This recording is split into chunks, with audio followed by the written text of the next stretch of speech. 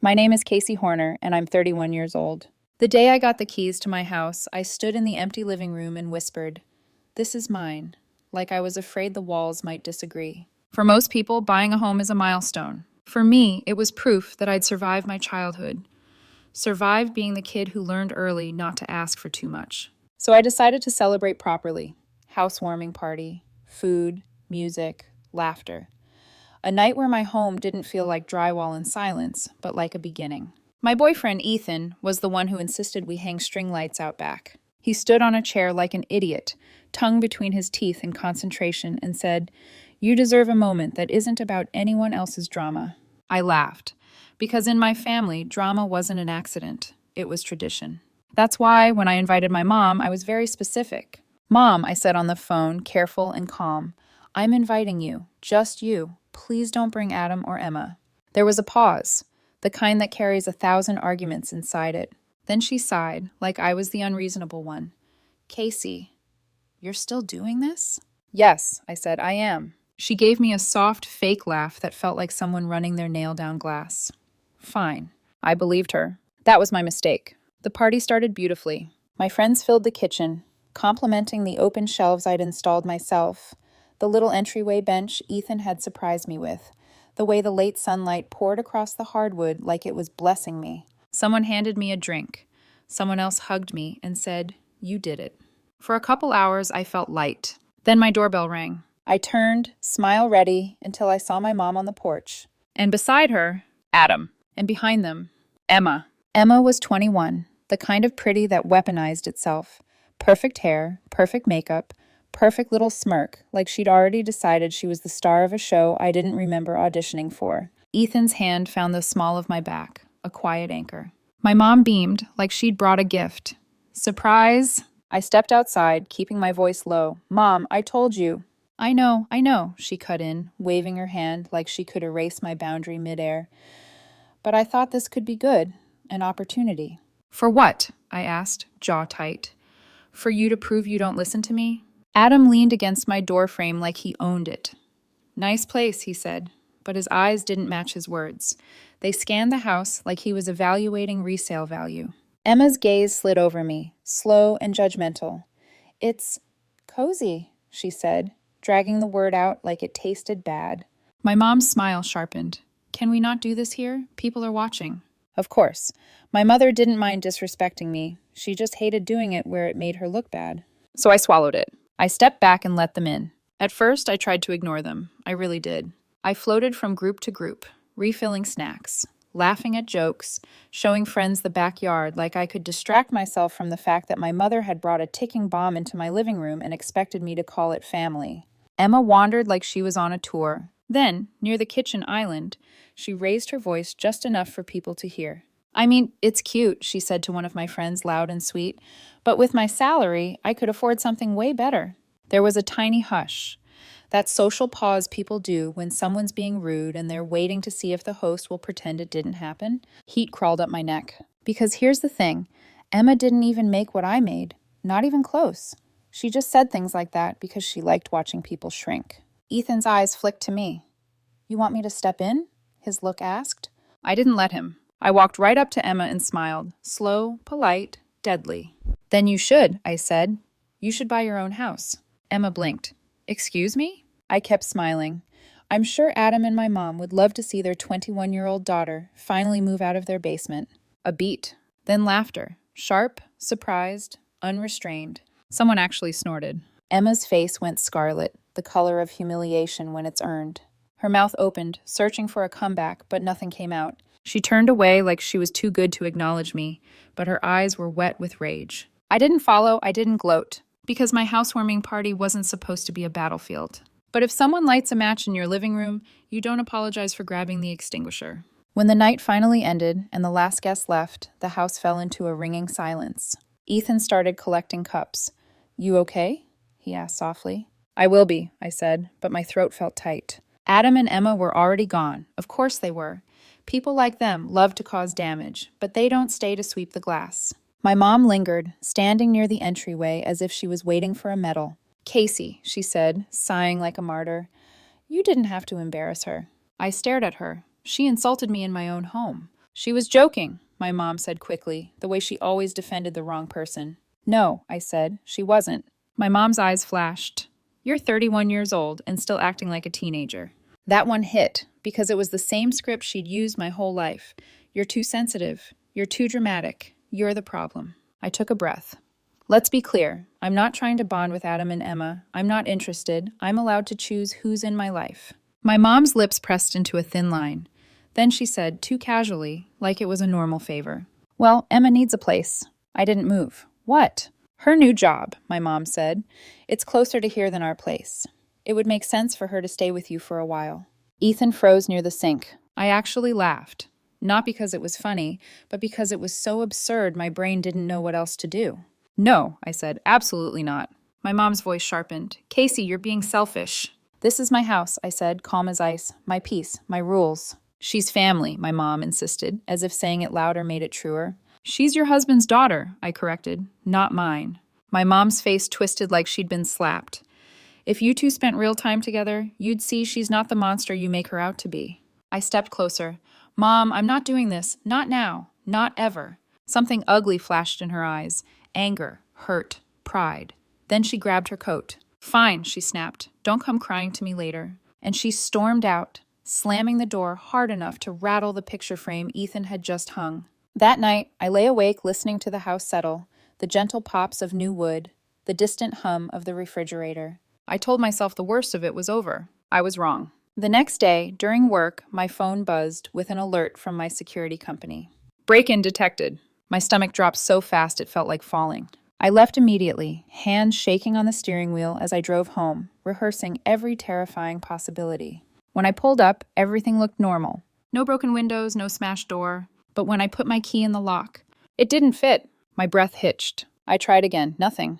That's when I heard voices inside, casual, comfortable, like they belonged there. I stepped back, heart hammering, and reached for my phone. I was about to dial the police when the door swung open. And there stood Adam, smiling, like he'd been waiting. Well, he said, folding his arms, look who's home. Behind him, I saw Emma's suitcase by the stairs. My skin went cold. What did you do? I whispered. Adam's smile widened. This is your punishment. For what? I snapped, voice cracking. For owning my own house? For saying no? He tilted his head, mock thoughtful. For disrespecting Emma. For thinking you can treat her like that. I stared at him, stunned. Get out of my house. He chuckled. You're not coming in. Then his eyes sharpened, and he lowered his voice like he was sharing a secret. You won't call the police, he said, because you don't want to upset your mother, and we both know her history. The way he said it, so confident, so smug, made something inside me go still. Because in that moment, I realized they weren't just stealing my house. They were betting they could steal my mother from me, too. I lifted my phone. Adam's smile faltered, just slightly. You wouldn't, he said. I looked him dead in the eye, and I hit call. The police got there in under an hour. It felt longer. It felt like my whole life was stretched out on that front porch, my bare feet on the cold wood, my phone clenched so tight my knuckles went white, my heart thudding like it was trying to escape first. Adam stayed inside most of the time after I called, like he suddenly remembered that being bold is only fun when there aren't consequences. But Emma? Emma walked past the window twice, slowly, on purpose. She looked out at me like I was the one who didn't belong, like I was a guest who'd overstayed. When the patrol car finally pulled up, I almost sagged with relief. A uniformed officer stepped out and asked, calm and professional, Ma'am, you're the homeowner? Yes, I said, voice shaking. My name is Casey Horner. This is my property. They changed the locks. The officer nodded, glanced at the door, and knocked. Adam opened it like he'd been rehearsing a speech in the mirror. Officers, he said, palms up, friendly. There's been a misunderstanding. It's not a misunderstanding, I cut in. I hated how small my voice sounded, hated how my throat burned like I was crying even when I wasn't. That's my house. I did not give permission for anyone to enter, change locks, or move in. One officer turned to Adam. Sir, do you have documentation proving you live here? Lease, ownership, written permission? Adam's eyes darted. He tried to pivot into charm. Her mother is my wife. We're family. We're just trying to... That's not an answer, the officer said, firmer now. And that was the moment Adam realized he wasn't the center of the story anymore. Emma appeared behind him, arms crossed, wearing my hallway like it was her runway. She's overreacting, Emma said, flipping her hair. She told us we weren't welcome at her party. She's been cruel. The officer's gaze slid to her, unimpressed. Do you live here? Emma didn't even hesitate. I'm moving in. The officer stared at her for a long second, like he was trying to decide if she was serious or if this was some kind of prank. Then he said flat and blunt, not today. I watched Adam's face change as they stepped inside. The police weren't aggressive, but they were undeniably in control. They asked questions. They checked the locks. They made Adam stand aside while one of them walked the interior with me, confirming I knew the rooms, the layout, the security system. Things only a homeowner would know. Emma's suitcase was already halfway unpacked on my stairs. I saw my own throw blanket draped over the couch like it belonged to her now. And something inside me snapped, not into rage, but into clarity. If I didn't stop this right now, I would spend the rest of my life defending my boundaries from people who thought family meant free access. When the officer told Adam and Emma they needed to leave immediately, Adam sputtered, "You can't just—" "Yes, we can," the officer said. "You're trespassing." Emma made this little noise, half scoff, half whine, like she'd just been told the world didn't revolve around her. As they walked out, Adam shot me a look full of poison. Not fear, not shame, pure hatred. Because I'd proven I couldn't be bullied. He hissed under his breath, "You're going to regret this." Emma didn't say a word. She just smiled. Small, quiet, satisfied. Like she'd gotten what she came for. When they were gone, I sat on my living room floor with my back against the wall. The house was mine again. But it didn't feel safe. It felt violated. The officer asked if I wanted to change the locks back immediately, recommended a locksmith, gave me a case number. I thanked him. I nodded. I did everything like a robot. Because my brain was already ahead of me, already picturing the fallout. My mom, her history. The thing I wasn't allowed to say out loud growing up, but always felt like a shadow in our house.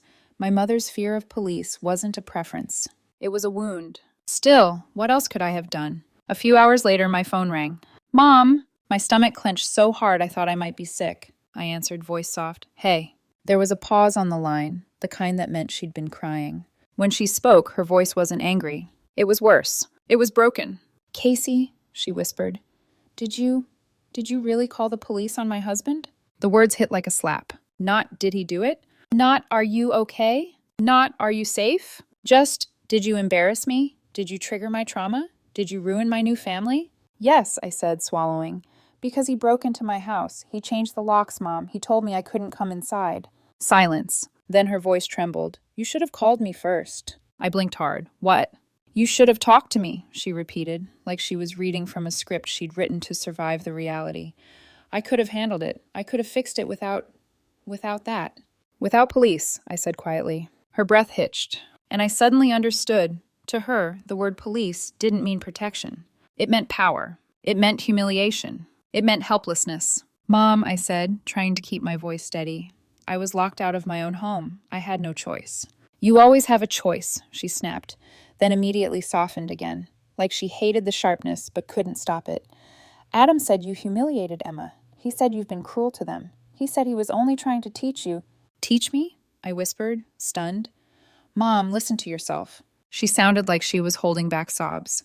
"I can't forgive you, Casey." My chest tightened. "For protecting myself?" "For involving them," she said, voice cracking. "For making me relive things. For doing the one thing you know I can't handle." That's when the guilt started sliding under my ribs like a knife. Because she wasn't faking it. My mother could be dramatic. She could perform tears like an actress. But this wasn't performance. This was real pain. And it broke my heart. I sat there gripping the phone, staring at the wall where my family photos hung.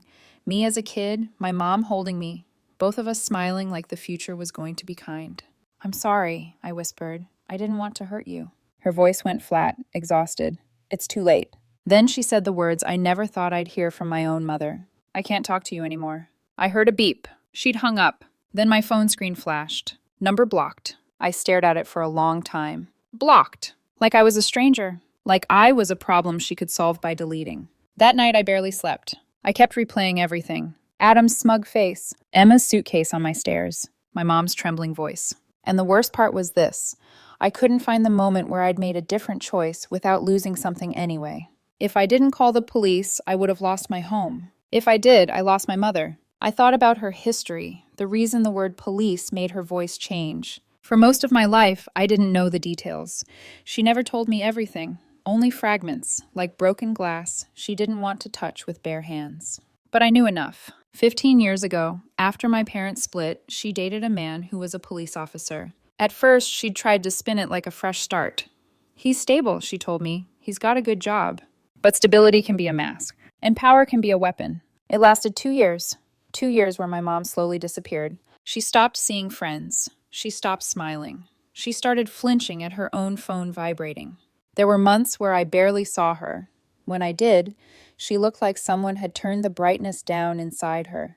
Then one night he left. Not with a conversation. Not with closure. He ran off with a coworker and left my mom a letter like she was trash he didn't want to carry anymore. After that, my mom didn't just hate police. She feared them. She couldn't even report a stolen purse once. She refused. Shaking, pale, insisting, "No, no, I can't." So yes, calling the police on Adam was the worst thing I could have done in her eyes.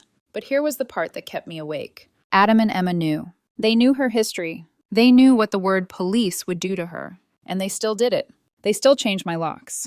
They still forced the situation. Almost like they wanted me to be the villain. I thought back to the moment the officers arrived. Adam looked shocked, genuinely shocked, like he expected my fear of losing my mom to keep me obedient. But Emma had been calm. Too calm. She wasn't startled. She wasn't scared. She looked pleased. As if this outcome, me calling the police, was part of her plan. Because if my mom turned on me, Emma wouldn't have to compete for attention anymore. She would win by default. 2 weeks passed. No calls. No texts. No. "How are you?" Just silence so thick it felt like punishment. Then one night, my friend Jenna came over with takeout.